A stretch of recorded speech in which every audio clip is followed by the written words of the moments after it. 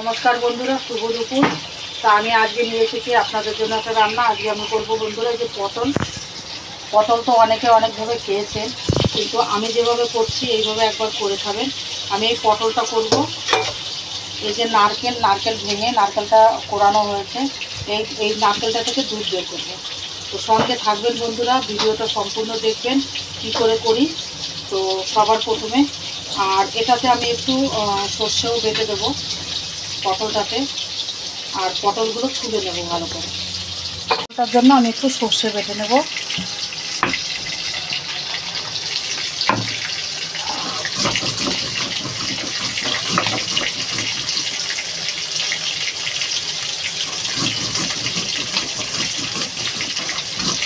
আমি সর্ষে বাটাটাতে একটুখানি নুন দিয়েছি, একটু হলুদ দিয়েছি, 2 কোয়া রসুন, আর এদিকে কাঁচা লঙ্কা। এটা সব কিছু একসঙ্গে বেটে নেব। পটলগুলো আমি এমনি করে ছুলে নেব। আর এই পটলগুলো বন্ধুরা গোটাই থাকবে, শুধু আমি মাঝখান থেকে এই যে এরকম এইটুকু ফেড়ে নিচ্ছি, যাতে মশলাগুলো সব ঢোকে এর ভিতরে, এরকমই থাকবে। এইভাবে আমি সব পটলগুলো ছুলে নেব।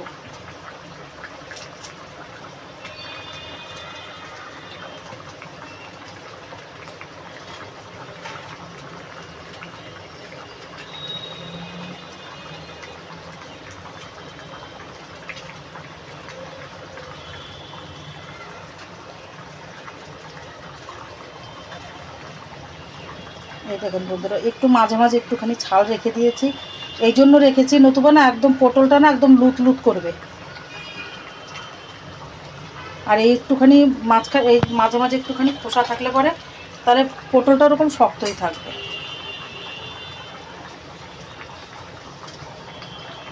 বন্ধুরা আমার এই যে পটলটা ছোলা হয়ে গেছে, আর এই যে দেখেন আমি নারকেলের দুধটাও বের করে নিয়েছি, এদিকে আমার সর্ষেটাও বাটা হয়ে গেছে।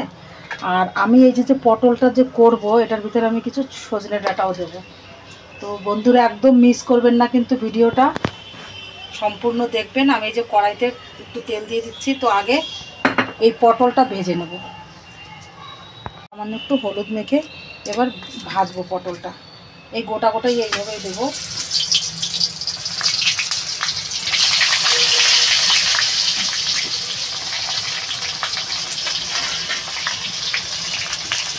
পটলটা বন্ধুরা ভালো করে ভেজে নেব।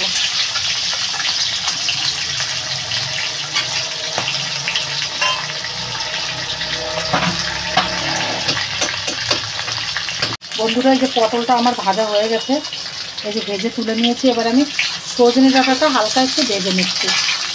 একটু ভেজে নিলে কি হয়, তাহলে না সজনে ডাঁটা থেকে একটা বুনো মতো গন্ধ আসে না, ওই গন্ধটা আসে না তেলে একটু ভেজে নিলে।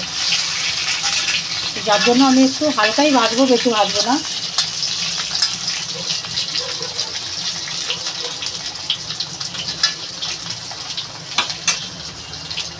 আর এটাতে বন্ধুরা কিন্তু মশলা টশলা কিছুই দেবো না, এই শুধু সর্ষে বাটাটাই যাবে, আর এই নারকেলের দুধটা, তাছাড়া আর কোনো মশলা যাবে না এতে।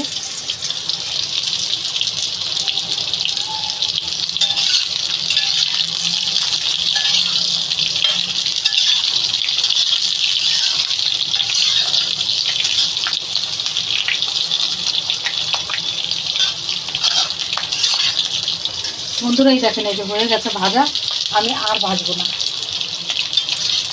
এবার যে আছে বন্ধুরা, আমি এই যে এই পটলটাও আবার দিয়ে দেবো।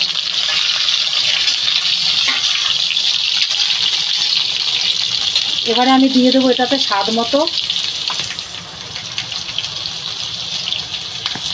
একটু ভুল হয়ে গেছিলো, সরি, মাফ করবেন। তাতে আমি তড়কা লাগাইনি, সেটা ভুলে গেছিলাম। আমি এগুলো সব কিছু নামিয়ে নেব। আসলে না কিছু ভাবতে ভাবতে না অন্যমনস্ক হয়ে গেছিলাম, যার জন্যই আমি পটলটা আবার ঢেলে দিয়েছি এর ভিতরে।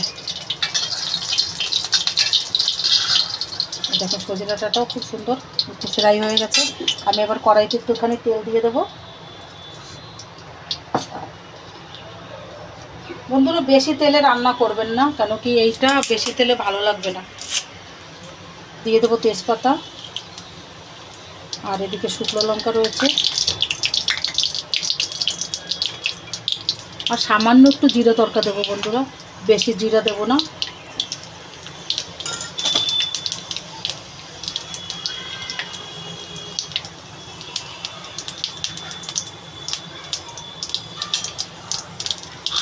এবার বন্ধুরা যে সর্ষেটা ওই যে আমি বেটে রেখেছি না, সর্ষেটা কিন্তু আমি তেলের ভিতরেই দিয়ে দেবো।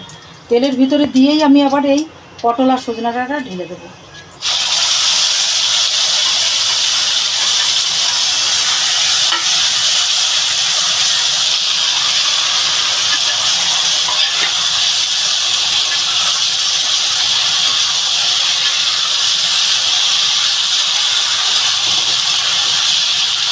এটাতে এবার আমি দিয়ে দেবো স্বাদ মতো নুন, স্বাদ মতো নুন দিয়ে দেবো বন্ধুরা, আর পরিমাণ মতো দিয়ে দেবো হলুদ। এটাতে বন্ধুরা আর কিছু দেবো না আমি, এবার শুধু নারকেলের দুধটা ঢেলে দেবো। কেন কি সর্ষেটা বেশি কষানো যাবে না, তাহলে তিতো হয়ে যাবে। এই যে বন্ধুরা এই দুধটা আমি ঢেলে দেবো। এবার আমি এটা ফুটতে দেবো ভালো করে। বন্ধুরা যারা খাননি একবার জরুর বানিয়ে খাবেন, এর যে কি স্বাদ না খেলে বুঝতে পারবেন না।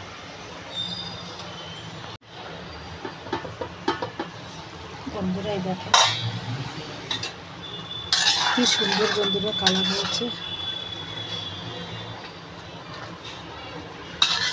এটাতে বন্ধুরা আপনারা কারি পাতাও দিতে পারেন, আর একটু ঝোল টানবে। আমার দেখেন পটলটাও গলে গেছে, সজনে ডাঁটাটাও কমে গেছে, গলে গেছে। আমি আর একটু ঝোলটা আর একটু টানলে নামিয়ে নেব। দুধ পটলটা হয়ে গেছে, তো এখন খাবো। এই যে নিয়ে নিয়েছি, সবাইকে দিয়ে দিয়েছি খেতে। এবার আমি বসছি।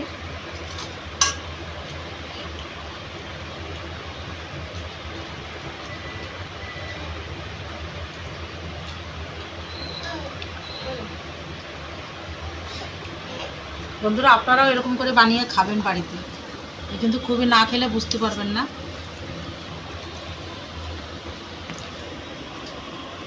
হালকা একটু লবণ কম হয়ে গেছে, লেকিন খুব টেস্টি হয়েছে। লবণ তো বন্ধুরা কম হলে দিয়ে খাওয়া যায়, লেকিন বেশি হয়ে গেলে তখন অসুবিধা হয়ে যায়।